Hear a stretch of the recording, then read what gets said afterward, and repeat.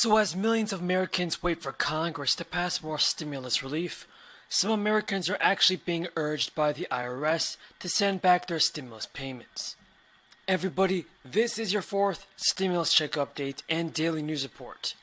And we have a ton of news to cover around the fourth stimulus check, as well as an increase to your Social Security benefits. So you want to be sure to stay until the end of this video to never miss out on the very important stimulus check information.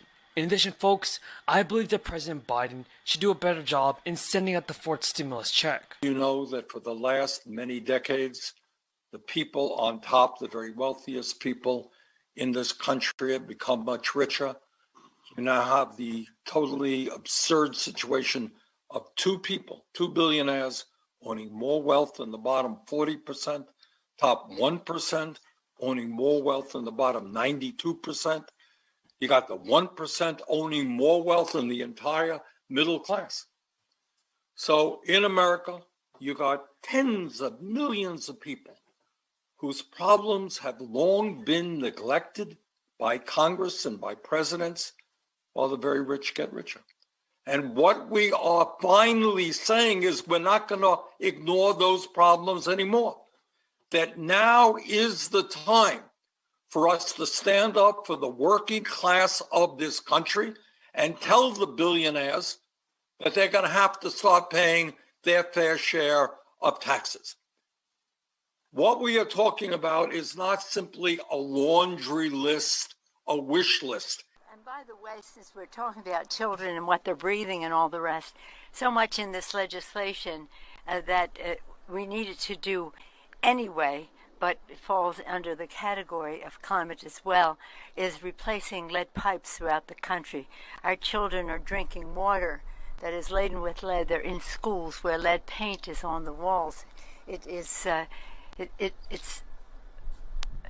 immorality, really, in my view, to have had that continued. And this was a real priority for us to make sure that we were improving the atmosphere for the children, whether it was the air they breathe writ large or the planet in which they live. Anything, other questions? Yes? Well, I'm not here to go into the negotiation, but we will have what we need in terms of the climate provisions. We'll bring the bill to the floor when we have the votes to bring the bill to the floor, but we're working constantly, 24/7, wherever we are in D.C. or with His Holiness or here today, to shorten the distance between where we need to be and where we are now. But I feel very confident, as the Senator indicated, this will get done because it must get done. And we're having those negotiations. Our chairmen are sharpening their pencils as to how we come down with the number. I wish we could stay at the big number, but we can't. And the chairman of the Energy and Commerce Committee, Frank Pallone, and as few others from here on that committee are working very hard to make sure that whatever clarification is needed in terms of the language in the bill, apart from the money, the language in the bill, that is being done. But thank you for your question, and today is very important for us because you see the local intellectual resources that we have to meet the needs of people, and that's what this is about, to meet people's needs in a way that creates jobs, protects God's gift to us, the planet, reduces the national debt, and does so. You must realize that there are still many Americans in need of a stimulus payment. And if you guys agree with me, then let's get this video to 1,000 likes. Now, the number of Americans applying for first-time jobless claims reached its lowest level since March 2020. But even given the nationwide improvements in the pace of those newly out of work, some states have fared better than others in bringing down the levels of unemployment. The Labor Department's latest weekly report broke down the states with the highest and lowest insured unemployment rates. This metric captures the ratio of people claiming jobless benefits, divided by the overall size of the labor force. The results underscore the lingering unevenness in the unemployment picture across various parts of the country. Some states had insured unemployment rates well below the national average. At the end of September, South Dakota led the nation with an insured unemployment rate of just 0.2%, followed by Alabama with a rate of 0.3%. Idaho, Nebraska, North Dakota, and Utah followed thereafter, with each of these states posting insured unemployment rates of 0.4%. What are your thoughts on President Biden, everybody, and his work on the stimulus payments? So the IRS has also sent out millions of math error notices this year, the majority of which were related to stimulus payments amid the crisis. According to the Taxpayer Advocate Service, the IRS sent roughly 9 million alerts this year, and the notices have caused confusion for many taxpayers, who have been left unclear about what is owed. Many Americans were offered financial aid by way of the $1,400 checks that were sent out directly as part of the American Rescue Plan Act.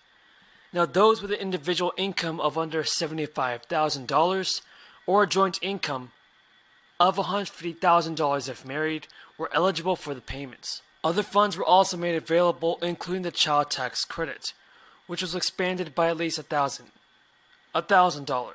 Those who did not receive the $1,400 stimulus check could claim it on their taxes.